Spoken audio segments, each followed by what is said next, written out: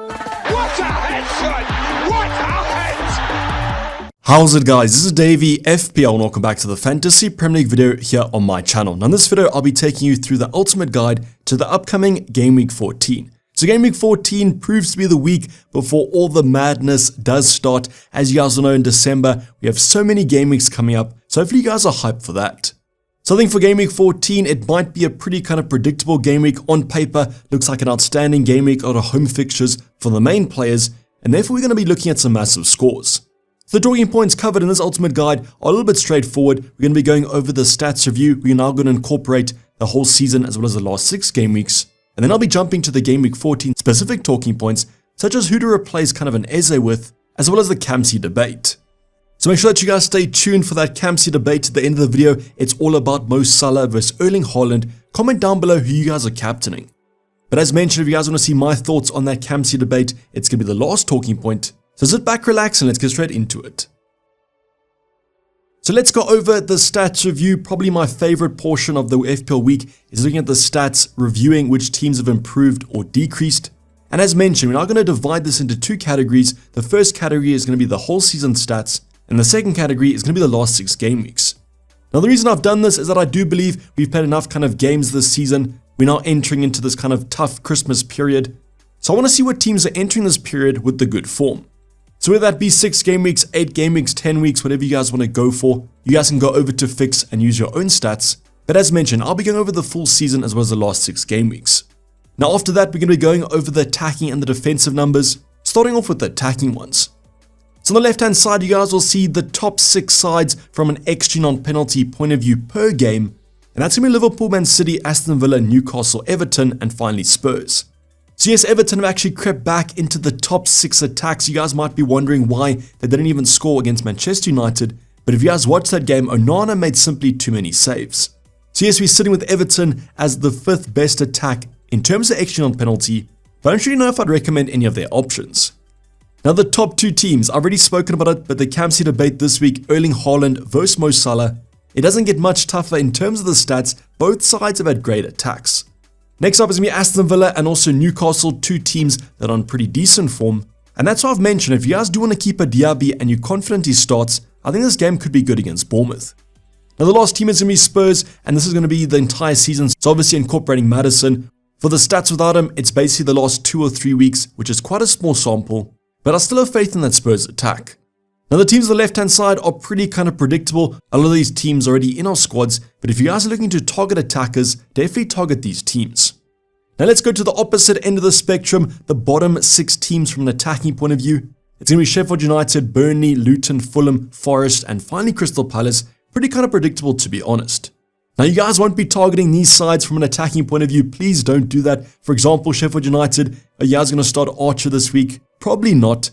And if you looked at the stats, you probably would have benched them in Game Week 13. But what you guys are going to do is you're going to target your defenders that face these sides. The clean sheet should be locked in, and that's why I'm personally playing Taylor from Burnley. Now you guys will see that Burnley's defense isn't that great, to be honest, but against that poor Sheffield United attack, anything is possible. So just keep that in mind as you guys are going along. The one thing I also want to note is Crystal Palace there. Are we finally going to get a clean sheet from Areola? Well, I don't really think so, as he faced Burnley this week and couldn't even rack up the defensive return. Now some people have been asking me about Trent Alexander-Arnold. He faces Fulham this week. It's a pretty decent game, and if you guys look at the next 3 fixtures, a lot of them could be clean sheets. Now talking about the clean sheets, let's go over expected clean sheets when we do rate our best defenses, and as you guys can see at the top, it's a tie between Arsenal and Man City. Now you guys will probably favor that Arsenal defense because it's slightly more predictable to pick the players. I personally have doubled up with Gabriel and Saliba. But I guess if you guys can't predict the Man City lineup, you can almost go for one of the defenders. Always good shouts if you can get minutes. The next up we have Newcastle, Aston Villa, Liverpool, and finally Chelsea. I think Aston Villa might be the surprising one there. A lot of Matty Cash sellers this week and last week, but their numbers are still looking pretty good. They're just not really racking up the points. The Liverpool defense, as mentioned, they have some great fixtures coming up. If you guys do want to go for a Trent, at least the defense has been improving, but I still think he might be too expensive. Then finally Chelsea, if you guys did fall into that Reece James trap last week, at least when he comes back they could keep clean sheets, as their numbers are also looking pretty good. But the more exciting portion of the defensive review is going to be the worst defenses. Now as you guys would have seen over the previous ultimate guides, I've changed the stat and we'll be going over XG conceded. Now the reason for this is that when you guys are targeting these defenses, you want to know who's conceding the most goals, not kind of who's not keeping a clean sheet every game. So at the top, you guys can see Luton as the worst defense, 2.36, narrowly followed by Sheffield United. Then we have Bournemouth, West Ham, Burnley, and finally Wolves. So don't ask me why I own the goalkeeper of one of the worst defenses in the Prem. I think it's probably just because he's cheap, but I wouldn't probably do it again. And that's why we'll be looking at a replacement later on.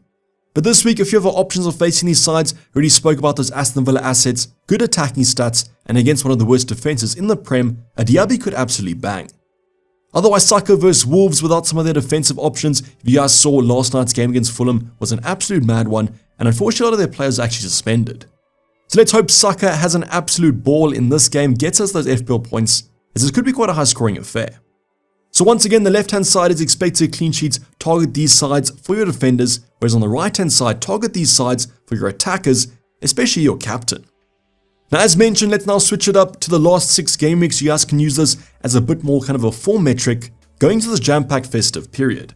So let's go over our attacking numbers first, and the only big change is going to be Brentford have entered the frame at 1.79 XG non-penalty per game. So if you guys are looking at Mbumo, the main man for a transfer in this week, definitely looking like a good transfer, and they have 4 lovely fixtures coming up. Otherwise, Chelsea also being here after scoring quite a few in the last few game weeks. A Cole Palmer already transferred him in, a Raheem Sterling is also a good shout, and when Nkunku comes back, he'll be straight onto the watch list. Now just a reminder that Aston Villa's attack is looking simply outstanding, so if you guys do own a Diaby, you can keep hold of him, and Ollie Watkins is also looking pretty good. Now in terms of the worst defenses, the only main shift is going to be Brighton. Unfortunately, already putting up the stats in the previous game weeks, don't really know what's happened with that attack. Now if you guys did see my transfer plan, I've dropped Adingra for Chelsea. On paper, in terms of the stats, that looks like a good move, but I guess Brighton could always improve. The main thing in terms of the attacks, nothing much has changed here, except for the mentioned Brentford and Brighton, both of them on the opposite ends of the spectrum. But now let's go over our other numbers in terms of the defenders. Not much has changed with our defenders, except for Brighton have appeared, so their attacking numbers have dropped off, but the defensive ones don't look that bad. Now they have also faced Man City and Liverpool in the last 6 game weeks, but the other 4 were pretty easy, so that might explain those numbers.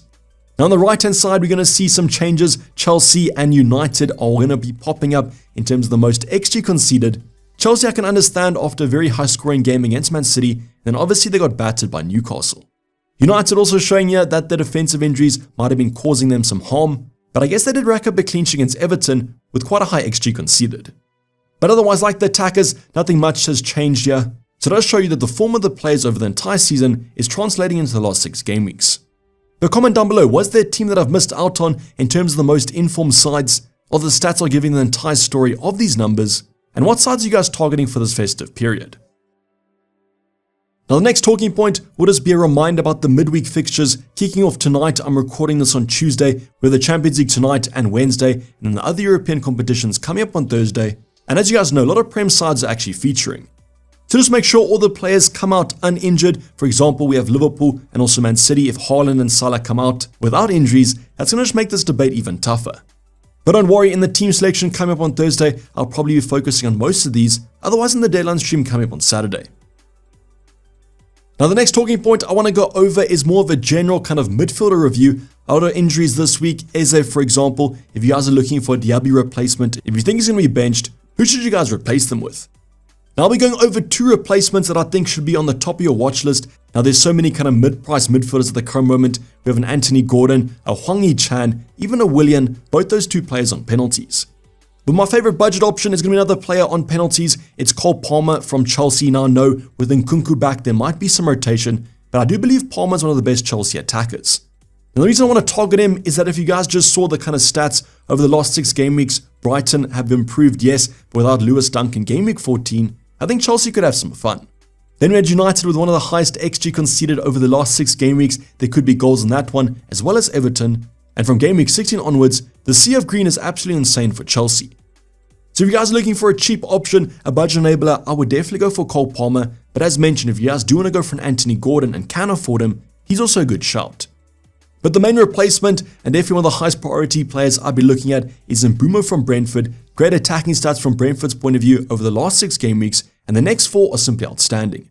So Luton and Sheffield United in the next 3 should be enough to go from the first worst and second worst defenses in the Prem, and then Brighton without Lewis Dunk, and in this tough period with all the injuries, should be there for the taking. So if you guys can afford Mbeumo, I'd definitely be going for the Brentford striker. The stats look good, the fixtures look good, what's not there to like? So to kind of conclude, Mbeumo's my option if you guys can afford him. If you guys can't, think that Anthony Gordon's fine, Johnson's fine, Cole Palmer's fine. I just prefer Palmer at the cheaper price tag. But if you guys have already picked your Eze replacement, comment it down below. And are you guys making a midfielder transfer this week? I've actually brought both these options into my own team. Now the next talking point is going to be a quick reminder, a potential gift in FPL, and the reason I'm saying that is that Alisson for Liverpool might be injured for a number of weeks. So at the time of recording this video, as mentioned on Tuesday night, the current rumours that Alisson might be missing a number of weeks, and therefore Kelleher might be the option to go for. So he comes in I think 3.9 million or 4.0 million super cheap, and Liverpool have great fixtures coming up. Now no, I'm not saying that Kelleher is going to be a season kind of keeper. Firstly, I do apologise if I'm butchering the surname. But the reason I actually like him is that most of us own Matt Turner. So as you guys know, Matt Turner has lost his spot for Nottingham Forest, so therefore you guys can replace him if you do have a free transfer hanging around. Now if I do this move, it'll be from -4, so I might not do that this week, but I've had so many questions asking me what moves to make if you guys don't want to make a transfer. So what I would do is just wait and see the Alisson confirmation. Liverpool do play in the Europa League, and we will have a press conference. That's plenty of time to get an update. But if Alisson will be missing a month's time, just remember how many game weeks are happening in the month of December. Kelleher could be an absolute gift. Now the last talking point to go over might be the most important one of Game Week 14. If you guys can nail the right captain, you're probably definitely going to get a green arrow. So let's go over the no-brainer. It's going to be Erling Haaland. He has Spurs at home. You guys know how many injuries Spurs have. I mean, they're playing 4 fullbacks as their back four this weekend. Now they are facing a superior team in my opinion. Yes, Aston Villa have been attacking well, but Man City are a different animal, and this is also at the Etihad. So in terms of the projected points, it's going to be Erling Haaland's day, 7.6, the highest projected point scorer, according to Fix. Now I believe that Erling Haaland's the best option this week. I always say if it's close between another option and himself, you definitely go for him, as he's just the better FPL asset. So let's see what happens in the Champions League, but if he is rested, I think that he should be fine for the weekend, and I just feel like there's going to be goals in this one. Now the second replacement, look at those numbers. If it wasn't tight enough, in terms of projected points, 7.5 compared to 7.6, Mo Salah's Fulham at home. So as you guys would have seen, Fulham's defense isn't the best, Liverpool's attack is pretty elite, that just seems like a horse on the cards. Now as a Liverpool fan, this is going to be a very bad watch if I choose to go for Erling Haaland, as I believe the Kamsi on Mo Salah should be pretty healthy. Now between these two, it's super tough, but as I've just said, if it's a 50-50, you go for Erling Haaland, as he's just the better FPL asset at the end of the day. But what I want you guys to do is comment down below, are you guys Team Salah or Team Haaland? Really interested to see what side you guys are on. Now the last option, if you guys do want to go super differential, if you've just said to yourself, listen, it's a 50-50 between Haaland and Salah, I don't want to go there. I think Mbeumo's a good selection. Now yes, his projected points are slightly less, 5.9, but he has Luton at home, and they're the worst defense in the Prem. Now honorable mention also be Saka Wolves at home. That's a great game on paper. I just believe Mbeumo's more of a talisman though. But would I go for him? Probably not. Reckon I'd stick it on Haaland or Salah in terms of the Kamsi. Currently on Haaland, but that could change by Game Week 14's deadline. Now this is going to conclude all the talking points that I wanted to cover, but as always, if you guys have any questions, comment them down below, and I'll try and help you guys out with your own teams.